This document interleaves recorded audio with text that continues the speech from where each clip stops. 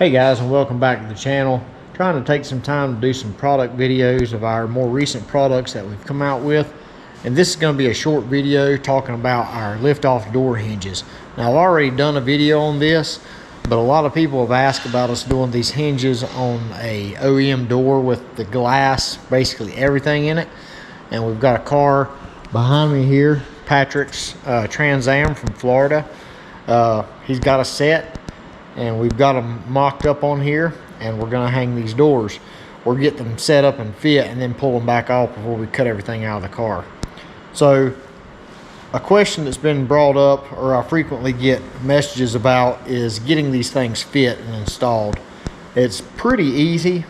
It's easier with two people. You could do it with one person, but get you a helper and it'll really speed things up. But the first thing we do, obviously, pull the doors off the car and go ahead and put your chassis side door hinges on the car.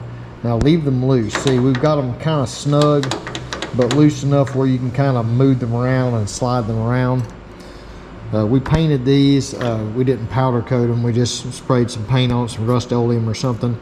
Go ahead and put your shims on there. This will keep the paint from rubbing off whenever you're opening and closing the door.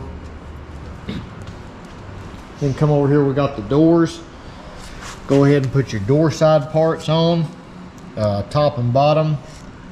These do have a little catch, which I've explained in my other videos to keep the door from jumping off whenever it's closed. Let me see if I can get around here and show you the sandwich plates. Got the sandwich plates inside.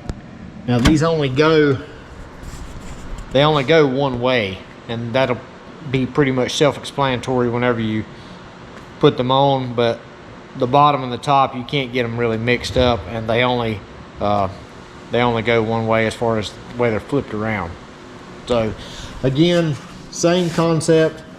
Leave these loose where they can move around a little bit, and get yourself a helper, call a friend.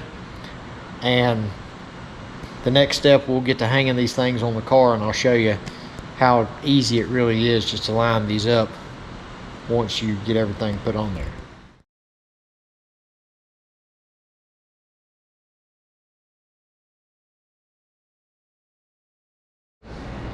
So that looked like it went on really easy, and it did. The door is just really heavy from the factory, so it really helps to have somebody. We've got Ethan in the car. It helps to have somebody to be in the car kind of looking at where the pins line up, so you're not trying to kill yourself leaning over to see, because you can't really see the pins. But it's as simple as that. Literally drop it on the pins. Once it gets on it, shut the door really easy. Don't try to slam it, because in case it's not lined up at the bottom, but get it latched, and you see the body line is right all the way around. There's nothing really to adjust from this point. Just get in here and tighten all of your bolts up exactly where they're at, and your door should open and close perfectly. So we're going to tighten the bolts up and see how it does.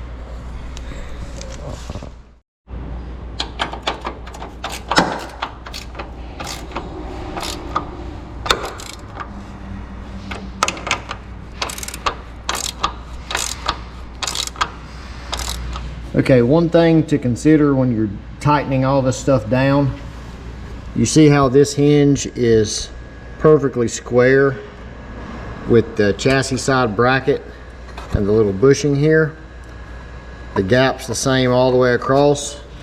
We come down here, and this one is not. Well, I'm getting out of the light there. See how the corner is pushed against the bracket, and this one's kind of cocked up? You don't want that, because that means it's not straight. So come in here, and well, it's kind of hard to get the hammer in there. Hang on a second. Now you can see the difference. See how the gap is the same all the way across? This means your hinge is flat. And that's what you want, because if this top hinge on the door is cocked any, it's going to be hard to get it to drop down over that pin. So you want to make sure that that is correct before you tighten everything down. So with this being a full weight door with power windows, everything in it, this is actually the first full weight door that we put on in a house here in the shop. I will say that a gutted door that doesn't weigh as much is a little bit easier to line up because it's not putting as much pressure on everything when you're trying to get it adjusted. So we did have to do some adjusting, you know, a little bit more than usual.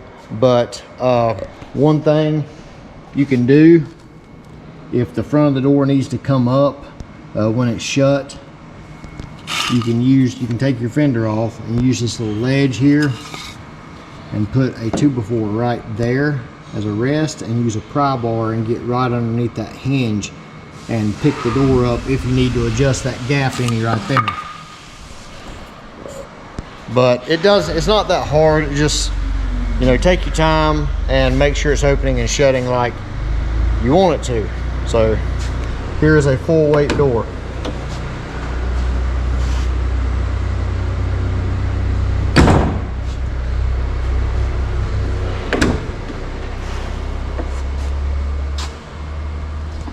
Still got the window, everything in it. Doesn't have a door panel on it because got all that took off, but I'm happy. You'll be happy too. Buy you a set of door hinges. Take your factory doors off. Make sure you hit the gym lifting weights before you try to pick the door up though, because these things are heavy. See you next time.